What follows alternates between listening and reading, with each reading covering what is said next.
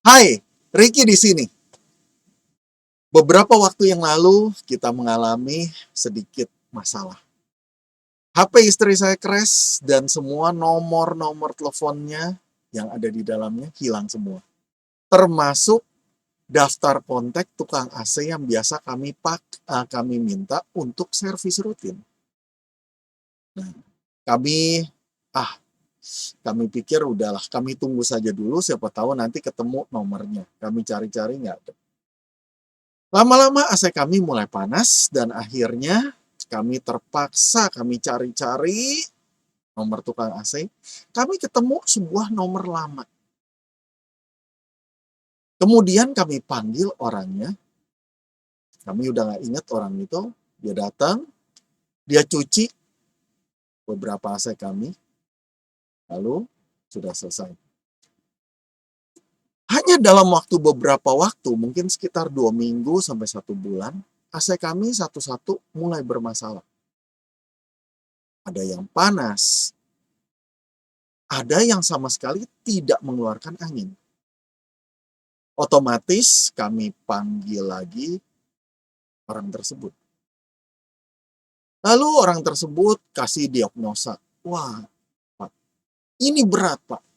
Ini harus ganti kompresor, Pak. Biayanya sekian, sekian, sekian. Mau dikerjakan nggak, Pak? Yang ini, Pak, harus diapakan? Kami ngerasa ada yang tidak benar di sini.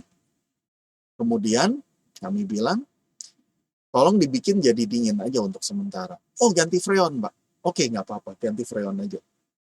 Kemudian dia ganti freon dan dia pergi. Tentu saja hanya dalam beberapa waktu AC-nya panas lagi. Kami nyari-nyari tukang AC, lalu kemudian kami dapat referensi tukang AC yang katanya laris ya dari teman kami. Nah, antriannya lama sekali, hampir 2 minggu. Akhirnya tukang AC itu datang juga. Lalu waktu dia diagnosa, dia bilang, oh ini kerusakannya ini Pak.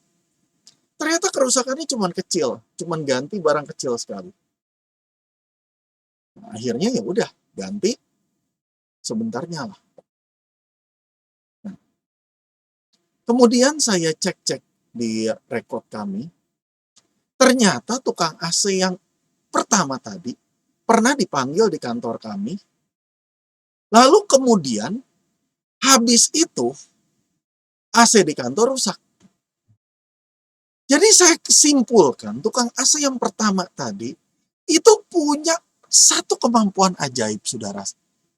Namanya kemampuan tangan Midas touch. Apapun yang disentuh sama dia, pasti rusak. Nah, saya merasa tertarik gitu ya dengan fenomena ini. Karena setelah itu, secara wajar, kami masukkan orang ini ke dalam daftar blacklist di perusahaan kami. Itu wajar dong. Nah, saya jadi mikir ya sebetulnya. Oke. Di sini ada dua kontras. Ada satu tukang AC ya, yang kalau kerja itu barang jadi rusak. Entah disengaja, entah tidak. Tapi kalau dipikir-pikir, ya memang cepet sih. Kan kalau cuman servis AC dapat paling berapa puluh ribu sih. Ya, dikali berapa AC, paling dapat berapa. Dibandingkan kalau misalnya dia memperbaiki AC rusak. Minimum harus ganti freon. Sekian ratus ribu. Harus ganti komponen.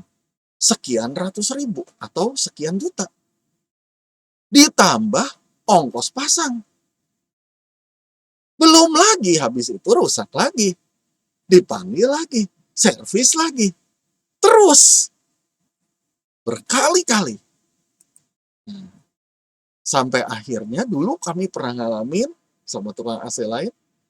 AC tersebut akhirnya hancur dan ditawar murah sama dia.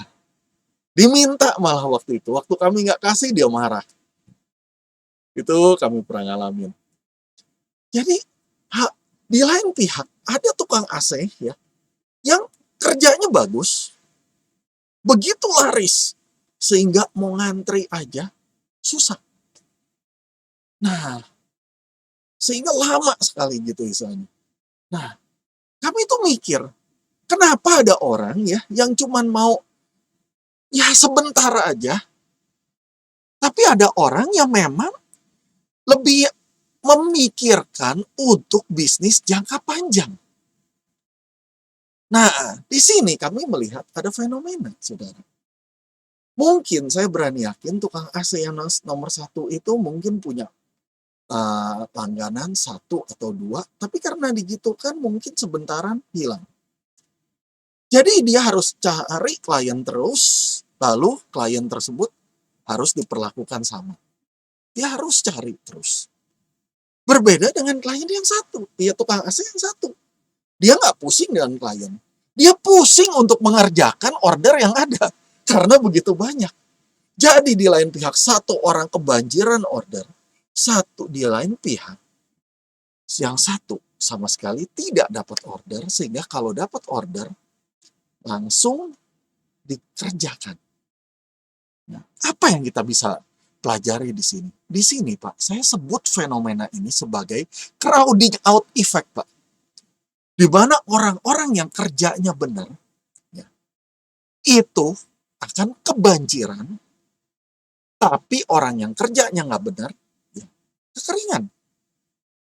Nah, tapi dalam kenyataan hidup, saudara, banyak sekali orang yang lebih senang untuk kerja cepat, dapat duit gampang, dibandingkan dengan yang kerja rajin.